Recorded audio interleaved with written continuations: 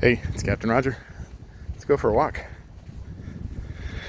You know, something that's bothered me consistently over the years is the way that children are taught what's in Scripture. A lot of the time, the stories which people make out of the biblical events or characters have so little to do with the original story that the point gets missed. And while I think it's God who gets misrepresented the most, Samson is someone I have almost never seen described properly.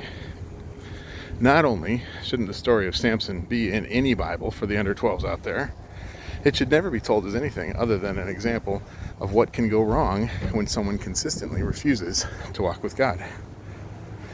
Now, some people think that the story of Samson is the story of Superman, but they're wrong.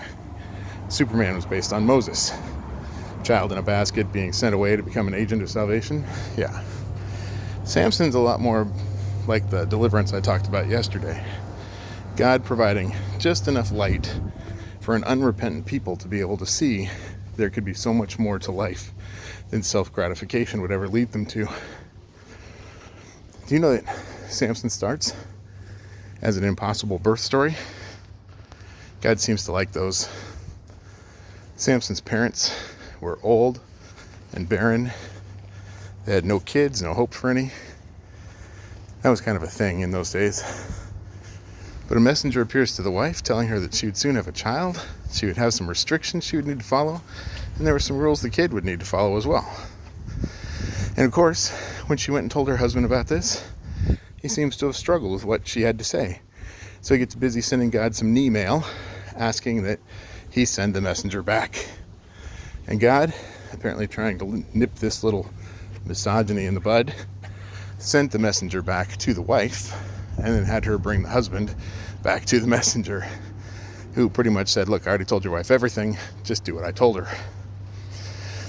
Then they made up an offering for God, and the messenger, once they lit that offering on fire, stepped into the flames and took an elevator to heaven, which freaked Samson's soon-to-be dad out, causing him to panic and declare that they would surely die because they'd seen God.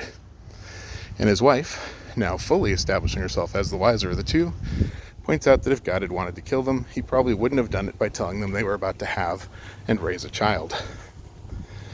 Though, speaking as a geezer dad myself, having young children in your later years can seem like it might do you in at times. So, is there a point to all this? Yes. And the point is, if you don't pay attention, you're going to come to the wrong conclusion. Just like Samson's father, just like people who try to water down scripture stories to make them child-friendly, just like all of us at one time or another when we let our fears get the better of us. When we are walking with God, we have nothing to fear. Not ever. I've got to go. I'll see you tomorrow. Grace and peace to you.